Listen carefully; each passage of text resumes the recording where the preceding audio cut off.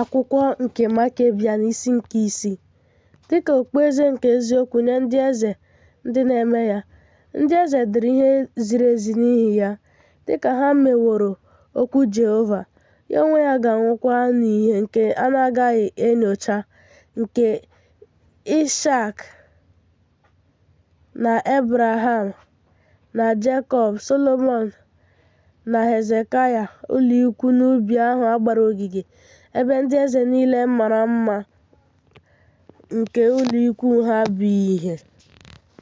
Ụlọ nzukọ eluigwe bụ ihe na-egbuke egbuke, ma ụlọ nzukọ ụwa adịghị ka ụlọ nzukọ eluigwe, ya na ala nke njirimara ya bụ ọlaọcha na ọlaedo na ihe ịchọ mma dị ọcha, na njirimara ya nke na-enwu kpamkpam bụ mmadụ anaghị enyocha ya. Ụlọ nzukọ eluigwe na elu ụwa dị ka ọla, dị ka ájá ndị bụ ndị maara ihe okike. Ụlọ nzukọ nke eluigwe nke o kere bụ ihe mmadụ na-echeghị echiche na ihe na-enwu n'ozuzu ihe ala ala ya, nke e ji ọlaọcha na ọlaedo rụọ, na ọla na silk ọcha na-acha anụnụ anụnụ dị ọcha. Ọ mara mma nke ukwuu. Dịka nke a, ndị ezi omume bụ ndị guzosiri ike n'okpukpe, na ezi omume bụ ndị ga-eketa ya n'ime afọ ọma na ịgbaghara. Ma e nwere mmiri, ọ dị mma nke na-esi na ya na-asọpụta, ma ọ na-enwu kpamkpam dị ka anyanwụ. Ma e nwere otu ụlọ ntụ nke ìhè dị n'ime ya, ma na-esi ísì ụtọ gbara ya gburugburu. Mkpụrụ osisi ubi mara mma ma nwee mmasị onye njirimara na ụtọ ya dị iche iche dị n'akụkụ ụlọ. Ma e nwere mmanụ n'ebe mkpụrụ vaịn n'ebe ahụ. Ọ mara mma nke ukwuu na isi mkpụrụ ya na-atọ ụtọ.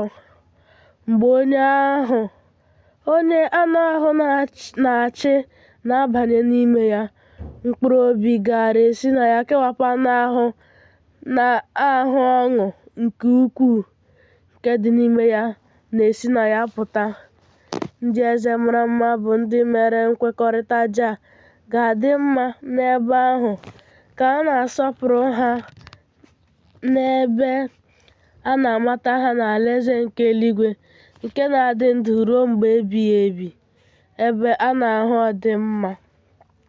O gosiri na ya bụ ndị isi n'ụwa bụ ndị a ma ama na-asọpụrụ, na ha bụ ndị isi n'eluigwe bụ ndị a ma ama na-asọpụrụ. A ga-enwe nsọpụrụ na ịdị elu n'eluigwe dịka ha na-asọpụrụ ha ma kpọrọ ha isiala n'ụwa. Ọ bụrụ na ha arụ ọrụ nke ọma n'ụwa, ha ga-adị mma. Ma ndị eze ndị na-emebi iwu n'ime ha na-achị ọchị, na-achịkwa alaeze niile nke Jehova nyere ha. Ọ dịghị ekpekwa eziokwu n'ihe ruru ha. Ha anaghị ekpe eziokwu ma zọpụta onye mgbapụ na nwa e mejọrọ nke nna ya na nne ya nwụsịrị n'ahụ ya. Ha adịghị azọpụta ndị ogbenye n'aka ndị ọgaranya nke na-apụnara ha ihe. Ha adịghị ekewa nyekwa ha ihe oriri na-asọta ndị agụrụ na-agụ. Ụgbọala na-aga n'ebe ndị ogbenye nọ na-ebe akwa.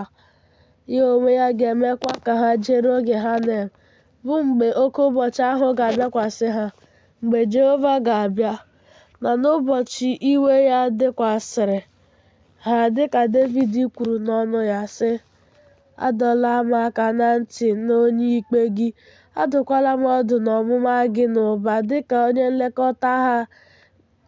Ma mgbe ndị a maara aha ha na ndị eze bụ ndị na-achị ụwa nke a, ọ dịkwa ndị na-edebeghị iwu gị. Ma Jah bụ onye na-achị mmadụ niile dị n'eluigwe, mmadụ niile na ọdịmma nke mmadụ niile ka e jiworo n'aka ya. Ike ya bụ onye na-enye ndị na-enye ya otuto ya na-achị ihe niile. Ọ hụkwara ndị hụrụ ya n'anya, dịka ya onwe ya bụ ụwa na eluigwe, bụ Onyenwe anyị ya na-amata ma mara ihe a kọrọ na-ebupụ, na ihe ncheta na onye na-ekpere ya n'ezi uche dị ọcha. Ọ ga-enyekwa ya ụgwọ ọrụ ya. Ọ ga-ebibi ndị dike mpako, bụ ndị na-arụ ọrụ ọjọọ n'ahụ nwata nke nne ya na nna ya nwụworo n'ahụ ya, na n'ahụ ụmụ ndị inyom ochie. Wee nọdụ gị n'ocheeze alaeze nke Samuel, ma ọ bụghị ike gị ka iji nwara alaeze a. Ọ dịkwa ka Sọl leliworo anya Okwuja, ma o feghị ya ofufe, ma ọ bụ eze Amalek. Ma ọ bụghị n'aka gị ka iji were alaeze a. Jehova wee sị Samuel bụ onye amụma, jee, dịka ha mere ka ọ na-ewute, wee site n'iwu ibibi kpaa isi ala nye arụsị dị iche iche, na-efekwa arụsị dị iche iche n'aka ha niile nke na-akpọ asị, ọrụ oke na-adịghị abaghị uru.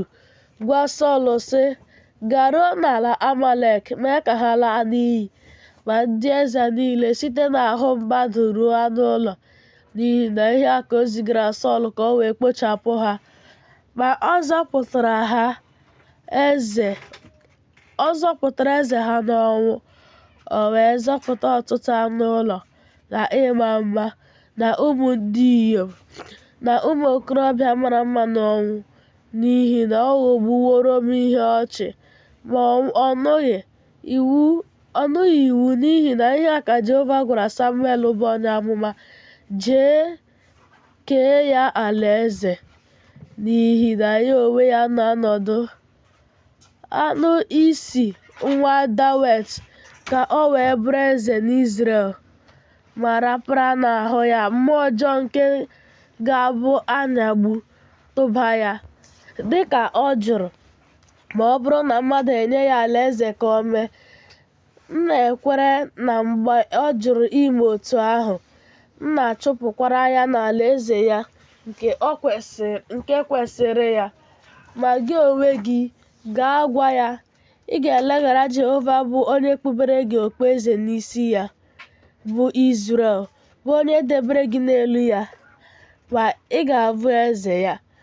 Ị maghị Ja bụ onye nyere gburugburu nke a dị ukwuu nsọpụrụ na ebube, ka ọ gwara ya. Samuel bụ onye amụma wee jekwuru eze bụ Sọl, baa n'ebe a na-eri nri Hum-Sitim. Ma mgbe Amalek bụ eze Agag nọdụsịrị n'elu ya pụọ, gịnị mere iji leghara Jehova anya kpamkpam, bụ onye nyere gị iwu ka i bibie anụ ụlọ na mmadụ, kpụrụ ya uwe, chịrị uwe mgbochi ahụ, kwa egwu ọkwụba eze egwu? Ọ kwụghachighị ya, rukwa egwu n'oge ahụ. Eze na-ahụ ya, si n'oche eze ya bilie, gwa Samuel ka uwe ha dị tọm, ma kpuchiri mmehie m n'ihu Jehova, ka o wee gbaghara m. Nakwa dịka ọ tụrụ egwu Jehova, okwu onye kere ya, ma dịka ọ na-atụghị egwu eze ahụ nke nwụrụ anwụ, jụrụ ịlaghachi n'okwu ya, onye na-achị ihe niile, Jehova tiri eze nke na-eme mmehie n'isi ya, emela ya ihere.